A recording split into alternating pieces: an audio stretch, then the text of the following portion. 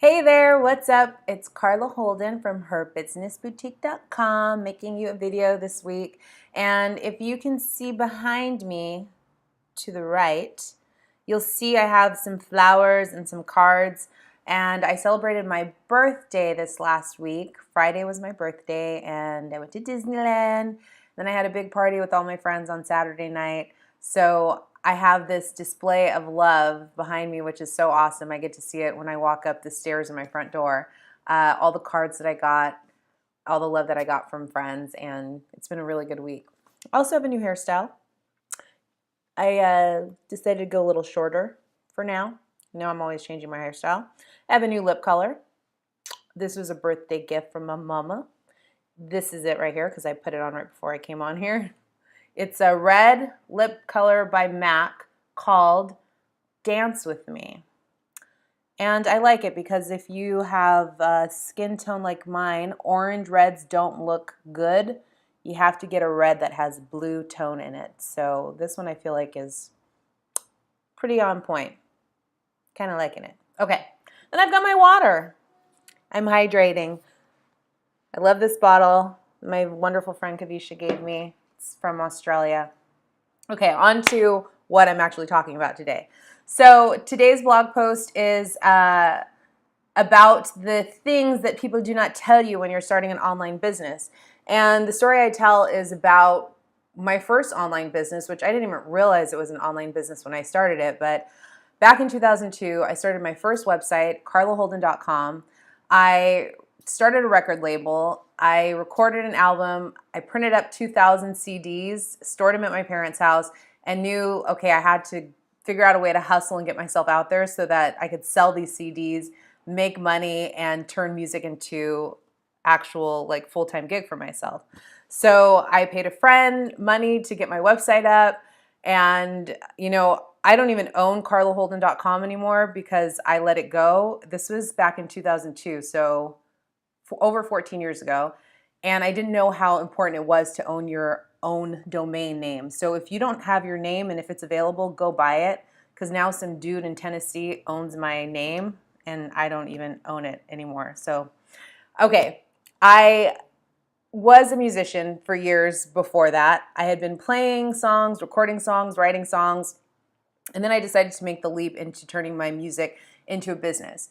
So the thing is that you have to have this mindset shift when you become a business owner, because there's the thing that you do, the thing that you love doing, your passion, your skill set, your talent, your gift, whether that's coaching, speaking, writing, teaching, being a photographer, a stylist, a designer. That's the thing that you do, and you're always going to be growing that skill set and getting better and better, as time goes on and as you get experience.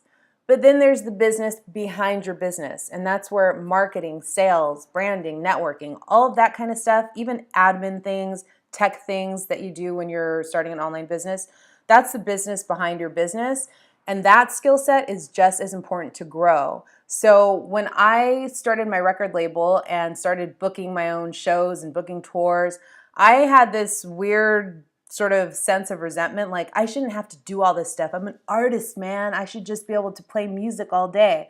But the only reason I was able to play music and make money is because I was doing all of these activities that were the lifeblood of my business. It's how I was able to get people to show up to my shows, buy my CDs, get paid to play music.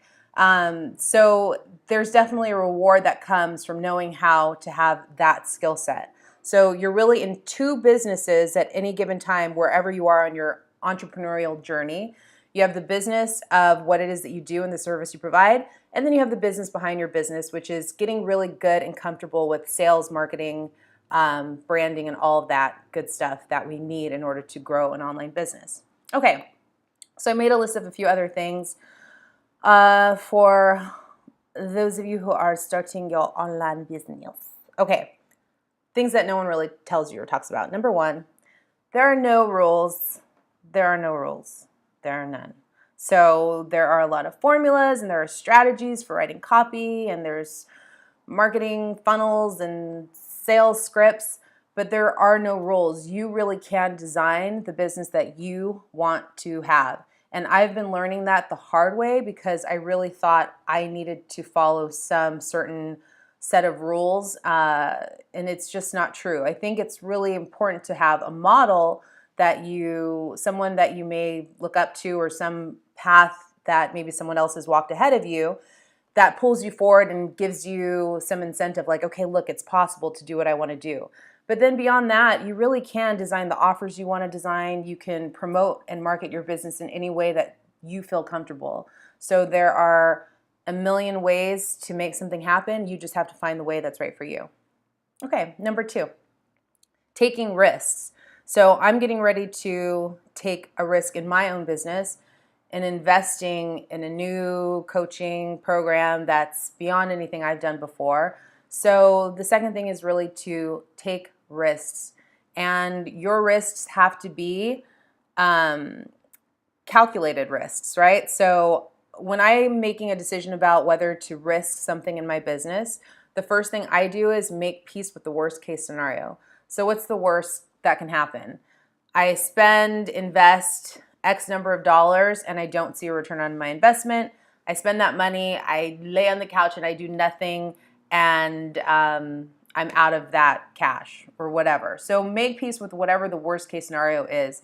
The person rejects you, says no, you launch something and nobody signs up, whatever that worst case scenario is, if you can make peace with it, then you're golden, you're okay, and you can go ahead and take the chance, take the risk.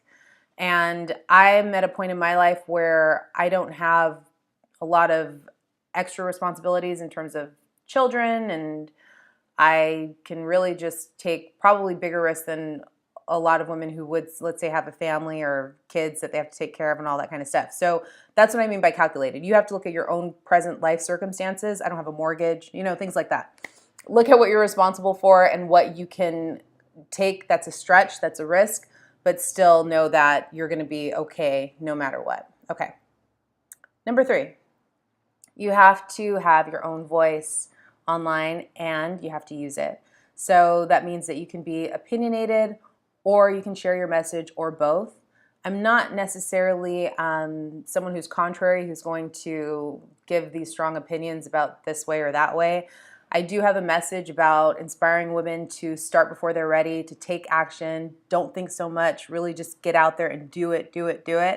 That's more what I'm passionate about, to inspire women to build courageously happy lives and businesses. So whatever your message is, whatever it is that you want to stand behind, you really have to have your own voice, your own mission, and be willing to be vulnerable enough to share it with the world. Okay, number 4, talk to people every day. You got to talk to people.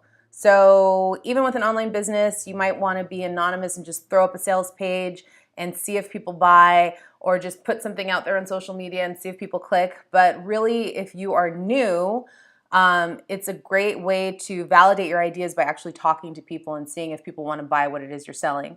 And this can happen every time you're launching a new service or program or product. The more people you talk to and really run your idea by and say, is this something you would buy? Is this something you would pay for? Is this something you need? What would you pay for it? Really doing some market research, talking to people and seeing what it is that they want, that's going to serve you so much in your online business and growing your online business. Okay, number 5. It's not all first-class trips to Paris, and that's what everyone shows online, myself included, because last year I took a trip to Paris, and this year I think I'm going to take another trip to Paris. But that's not my whole life. That's like 1 week out of my life. It's not the whole picture. So even though on social media we show what's camera ready and we show ourselves sort of at the best, that's not what having an online business is. That's just a snapshot of having an online business. There are good days, there are bad days, there are highs, there are lows.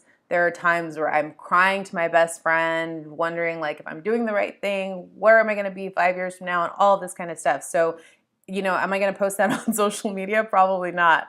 But I'm open and willing to make a video about it to let you know that no matter what you see online and what you might be comparing yourself to, all of us who are building these businesses, we're just regular people with full lives, where we have relationships with family members, friends, we have our health to take care of, and all these other things that happen in life. So, just don't get too caught up in comparing your insides with someone else's outsides.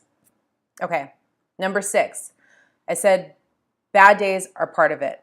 I said this on my notes right here. Bad days are part of building a business.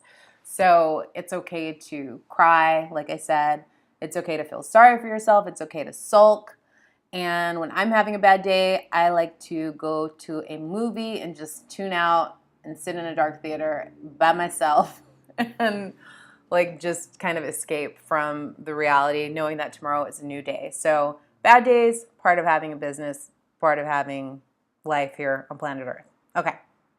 Number 7 was don't look at others. I already touched on that.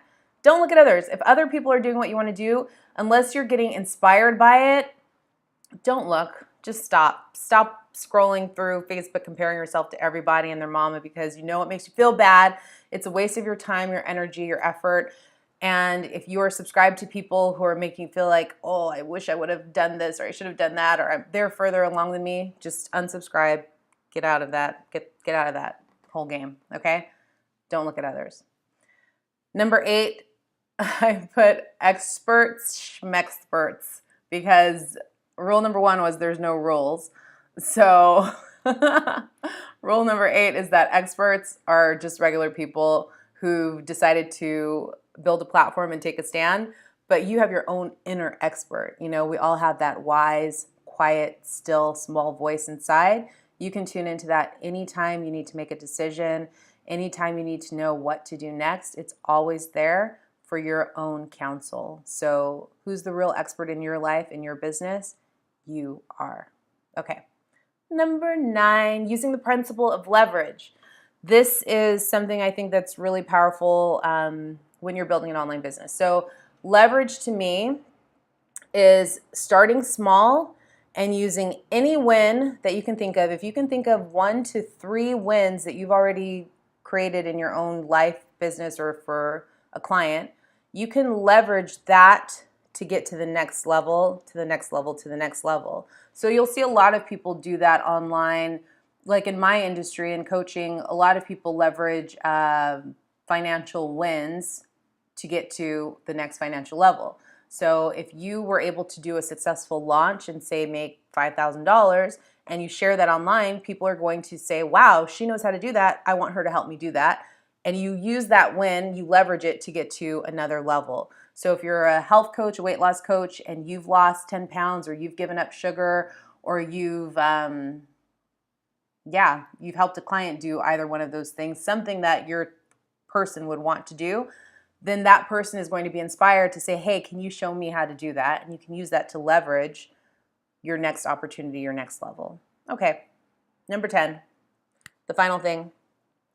You really can have and do whatever it is you want. And that does tie in with the first thing, which is there are no rules. But number 10 is like you really, really, really, really can have and do what you want online. And if you want to have a business that supports you, if you want to have clients, if you want to do courses, if you want to do workshops, retreats, you get to decide and you get to create what you want to create. Just know that in doing so, there is a price tag for everything and there is a prize. So I can do whatever I want to do. If I want to have ice cream sundaes every single night this week, I have the free will to do that. But I also have to accept that it comes with a price tag. It means I can't fit into my jeans. It means I'm going to feel sick. It means I'm going to have headaches. And who knows what other consequences. But you have to know what the price tag is. What are the consequences in doing whatever you want? And what's the prize in doing what you know is going to benefit you? So really be clear on what's the price tag, what's the prize, what are you willing to do, what are you willing to give up in order to get to where you want to go. But you really can have whatever it is if you're willing to pay the price for it. Okay, I think this video is really long. I put 10 steps on there to talk about when you're building an online business, little tips and tricks to kind of help you and mindset shifts to help you out. So if you like this video, click like and subscribe. And join me over at herbusinessboutique.com where I have a blog and you can always leave me a comment. Okay, thanks for joining me this week. I love you. Bye-bye.